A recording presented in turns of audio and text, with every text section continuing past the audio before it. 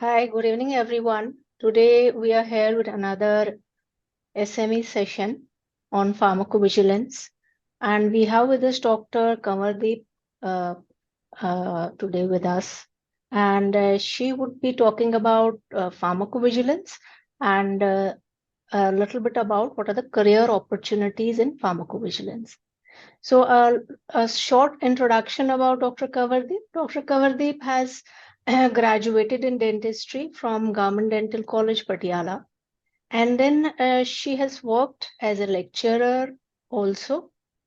Uh, then she took up pharmacovigilance, as a drug safety associate in Wipro and worked there in the year 2018. Thereafter, she joined Avinsa Life Sciences as a team lead, and she was handling PV operations, post-marketing clients, and submissions to US FDA. Now, after that, having a very good hands-on skill in PV, she joined pharmacovigilance as a medical writer, and she is well versed in documentation and drafting regulatory documents like PADR, PSURs, etc. Now, after successful 5 years of handling post-marketing domain in PV, she's currently involved in training of budding PV professionals, which involves, technical training to pharmacovigilance, helping students to improve career skills, assisting in resume making, etc. So I welcome Dr. Kavardeep and request her to start the session. Thank you so much, ma'am. Thank you for inviting me for this discussion. So today we'll be talking briefly about what actually is pharmacovigilance and what all career options it provides for the people who are to join the industry. So before I proceed with pharmacovigilance, I would like to make you aware about this adverse drug reaction. This is the basic WHO definition that any noxious or unintended response of any drug or a vaccine or a device at a dose which is normally a prophylactic dose or a diagnostic or a therapeutic dose. So if we get any unintended or any unwanted kind of a reaction at normal doses which are which have been prescribed, we consider that reaction to be an adverse drug reaction. Why I'm telling you about ADR before starting with pharmacovigilance? Because adverse drug reaction is the key element of this process of pharmacovigilance. The entire pharmacovigilance revolves around how to, identify them, how to understand them, assess them, what burden they have on the economy of a nation, and how we can mitigate these adverse drug reactions. So moving on to the next slide. This pharmacovigilance is nothing but the science and activities related to detecting these adverse drug reactions. We have to detect them, we have to assess them, evaluate them, understand them, and most important is prevention of these adverse drug reactions. So since these ADRs, I will address as ADRs, the better, the earlier they are identified, the better is the prognosis of the patient, the better is the economy of the nation, because if I talk about US alone, around 30 billion US dollar is the impact of treatment of these ADRs, the hospitalizations related to the ADRs, the increased stays of hospitalization. So this pharmacovigilance is a big concern nowadays. Next slide, ma'am. You must be reading about the drug development life cycle of a drug. From preclinical to clinical trials, phase 1, 2, and 3, you must already be aware of all these phases. Once a drug is through with phase 3, some applications named as new drug applications, they are submitted to the concerned regulatory authorities. And the regulatory authorities, once they have reviewed the data, right from your preclinical to the clinical trial data, and the data, once it is found satisfactory, the FDA or any concerned regulatory body will grant permission to the manufacturer or the pharma company that yes, you can go ahead and market your drug. So once this permission is granted, the drug is marketed in the market freely. your phase 4 of the clinical trial starts, which you can see on the right side of the slide is post-marketing surveillance. So when we talk about pharmacovigilance as a career, we are basically referring to phase 4 of this clinical trial.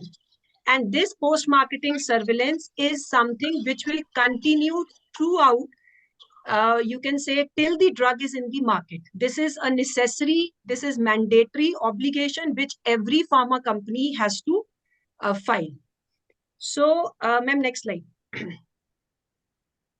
So you must be thinking that already we have preclinical data, we have clinical trials, stage 1, phase 2, phase 3. Still now, even the regulatories, they have reviewed the data, they have given permissions. Then what is the necessity for this post-marketing surveillance? You can see on this slide, there are certain limitations of the clinical study. The clinical trials which happen in phase 1, 2, and 3, like the number of subjects enrolled for the studies, they are very less, maybe hundreds, or rarely they may be few thousands. Then the duration of the studies, that is also few weeks, maybe certain studies may continue for months. And then we have certain exclusion criteria, like we generally avoid pregnant female, elderly people, and children. They are generally excluded from the trials or the clinical studies. Then concomitant medications, other medications, if the patient is having apart from the drug in question or the drug in research, subjects are again excluded. And if a person is having any other comorbid state, again, that subject is also not considered for the clinical trials.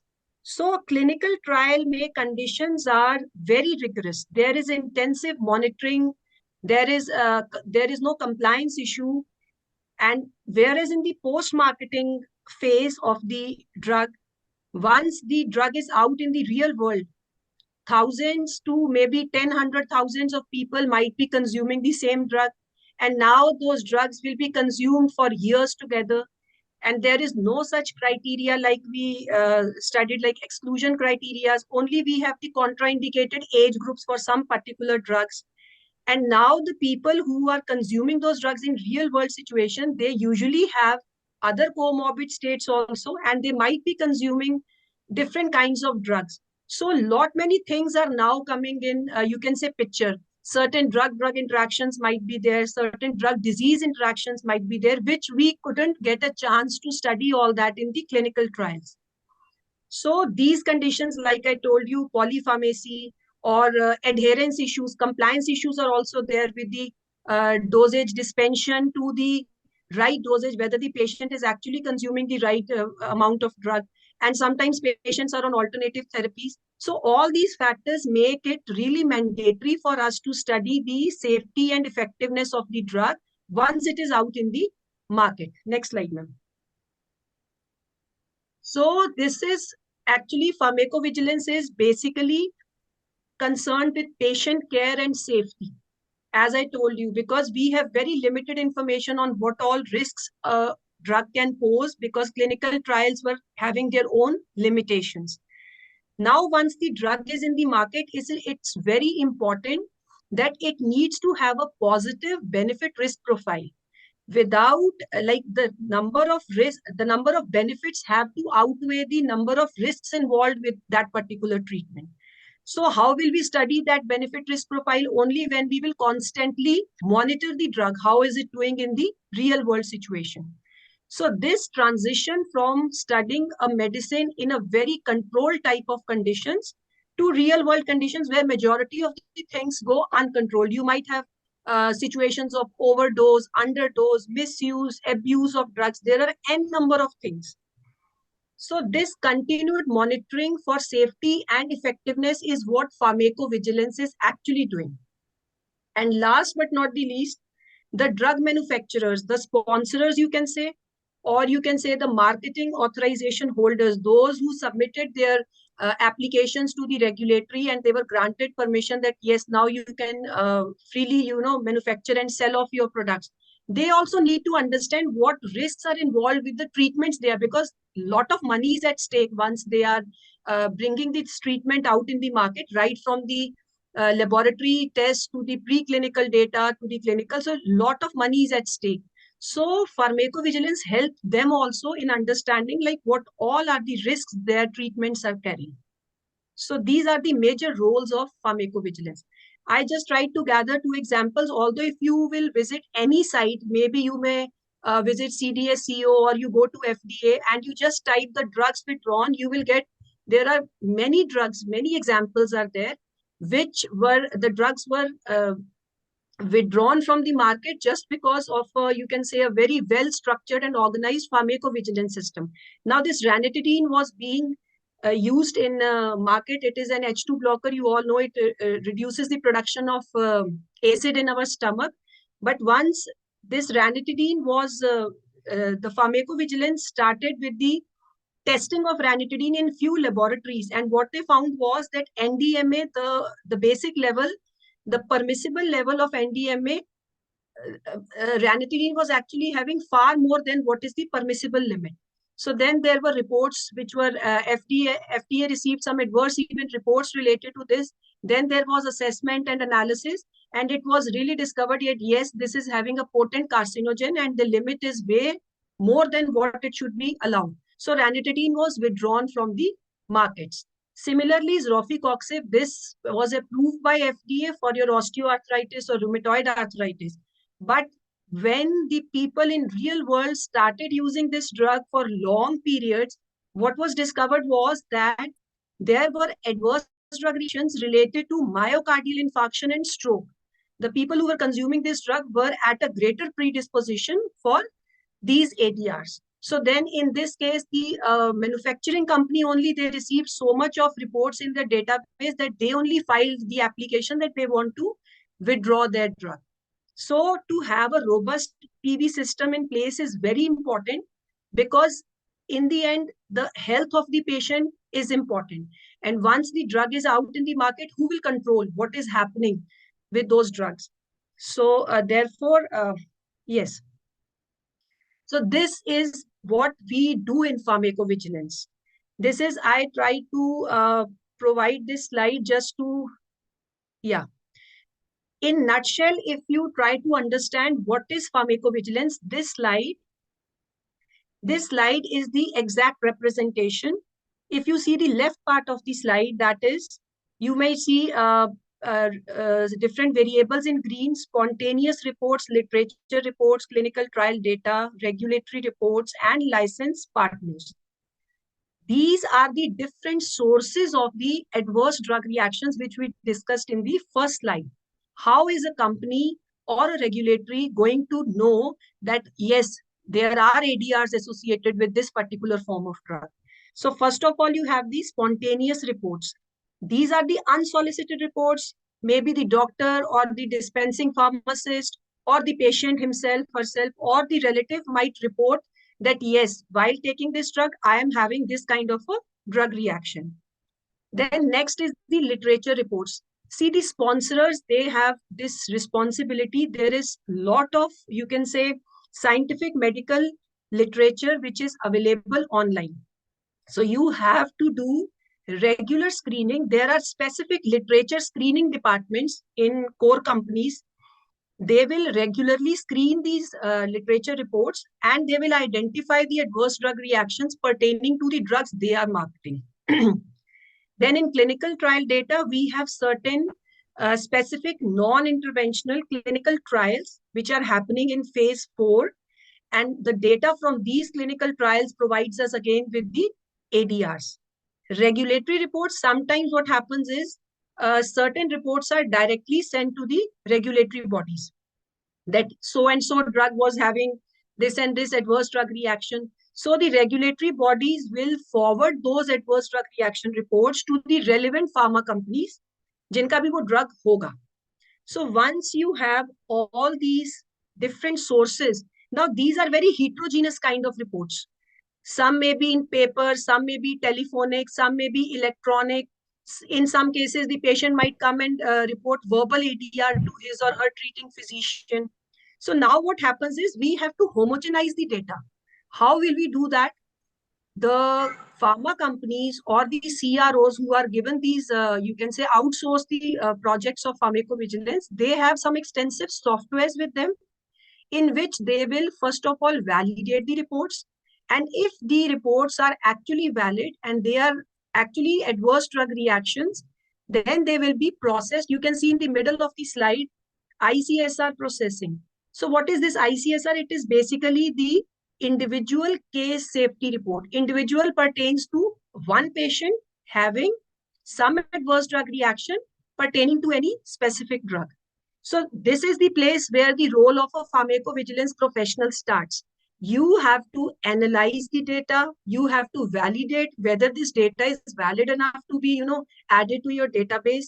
Once it is added, you have to do the entire, you can see 1, 2, 3, 4, 5. There are different steps through which an individual case will, undergo. And finally, the case is closed and electronically it is submitted to the relevant regulatory body.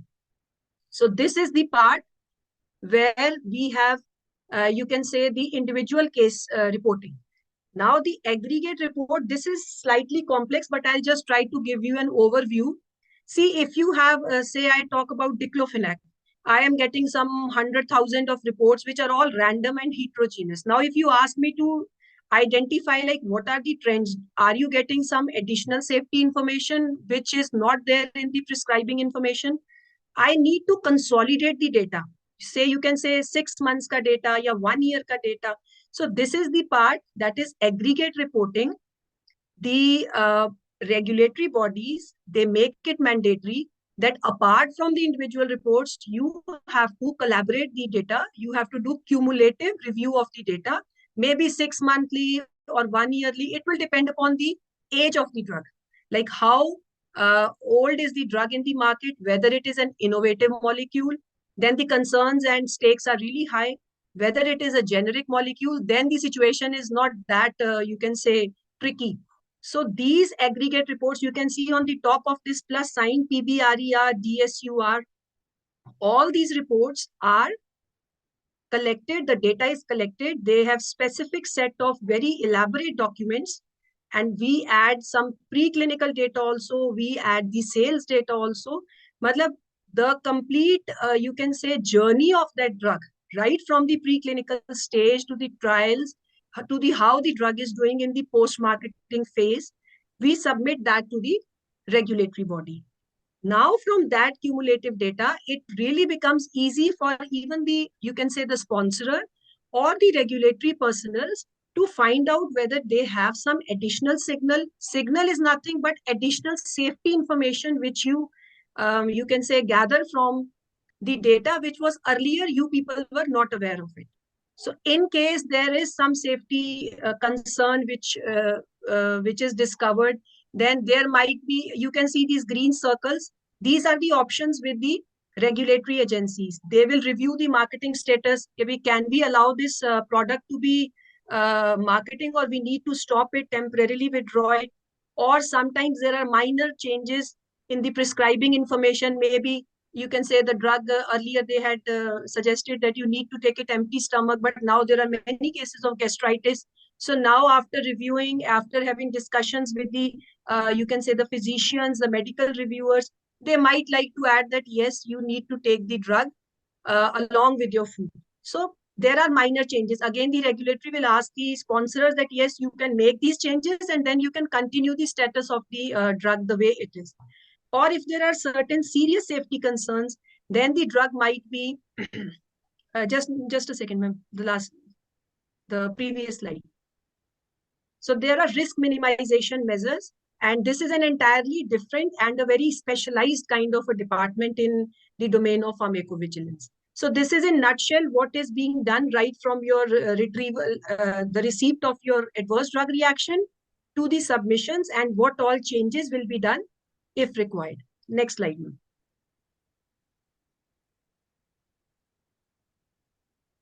So now the most important part of our presentation, that is career. See, globally, pharmaceutical companies expanding like anything. And now even CDSCO has made it mandatory that there needs to be a proper, well-organized pharmacovigilance system in case you want your drug to be marketed. So people with knowledge of medicine, physiology, pharmacy, They are the ideal candidates for this field. So, as I told you, medicine, nursing, dentistry, pharmacy, even allied medical sciences, or even nowadays, I'm seeing veterinary medicine personnels are also joining this industry. See, you need to have some basic knowledge, and you can always augment your knowledge in a, very uh, you can hone your skills if you are provided a very good kind of environment. So, next slide, ma'am. So these are some of the verticals where you can opt. As I was telling you, ICSR processing. The basic entry is as a drug safety associate.